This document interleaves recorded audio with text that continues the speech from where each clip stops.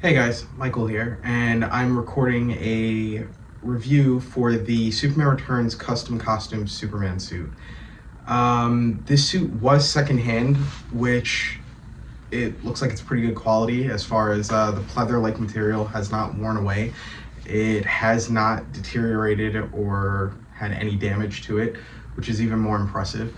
Part of my love for this suit comes from the Superman Returns movie. I was in 6th grade when the movie came out, and it was definitely something that reignited my interest in Superman. At the same time, Smallville did wind up reusing it, and that also really was a cool aspect to it. Now, something that I do like for this Superman suit is that they have kind of like a metal rod that goes around the lining of the cape and it tucks underneath and then clips at the back. This is something that I have not seen in other Superman suits. As far as the rod goes, one of the negative things about it is that I have started to see that there is a slight exposure here for that metal rod, as you can see. I don't know if that's going to become a bigger problem. It probably will later on down the line. I do love the texture, and I don't think the camera does it really justice. The texture and the 3D logo is definitely a major plus, and on top of it, it's very secure because it's not only glued down, but it's also stitched.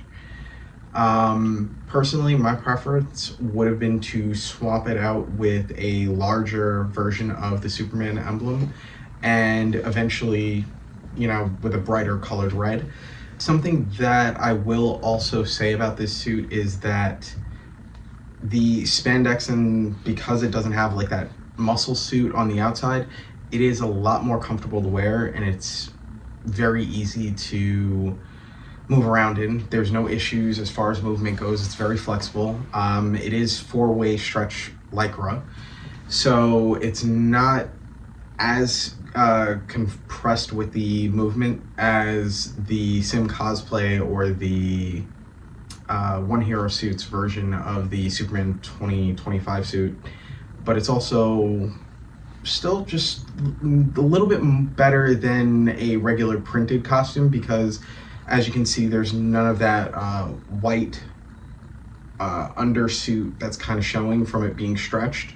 What I'll typically do with the Superman emblem is I will try to make the size a little bit larger. One of the things that really is a star on this cosplay is the fact that the emblem is so sharp and crisp, different from a lot of the other Superman emblems that you've probably seen in the past.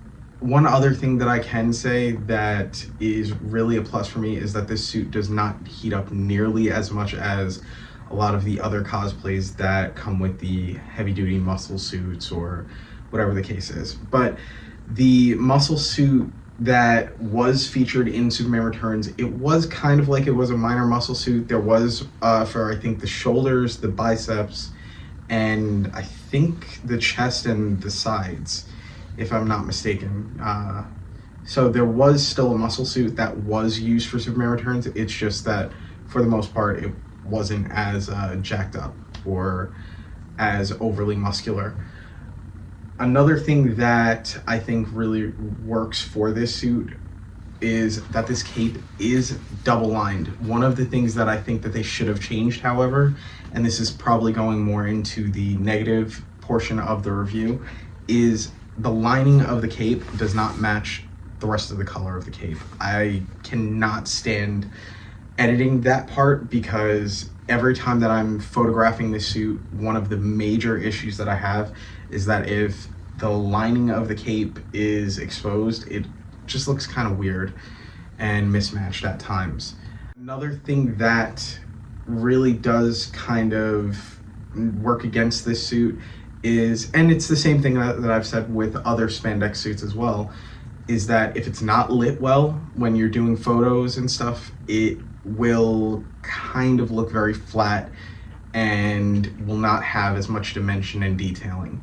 Another thing that I think they could probably work on, which they have, is that there is printed, I think it was screen printed actually in the film, In this case, it's just printed onto the fabric, so you don't have any risk of it peeling off or anything like that, which is a good thing. But at the same time, it's not as visible unless you're right on the suit with the camera.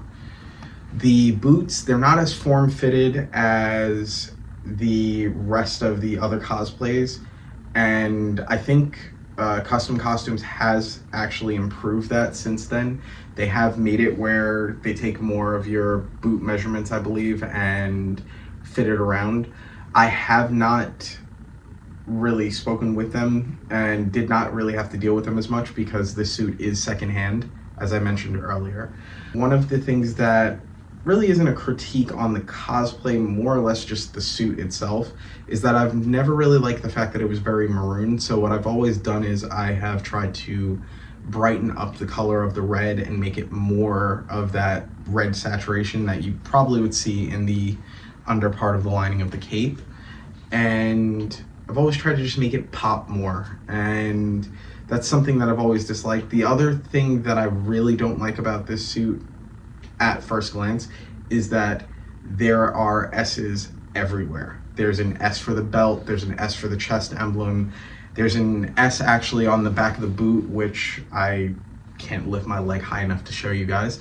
But there's also boots. If you actually look online where you see like the movie replicas of the boots, there are S's littered all throughout, and it's just insane. I just felt like it was too many S's.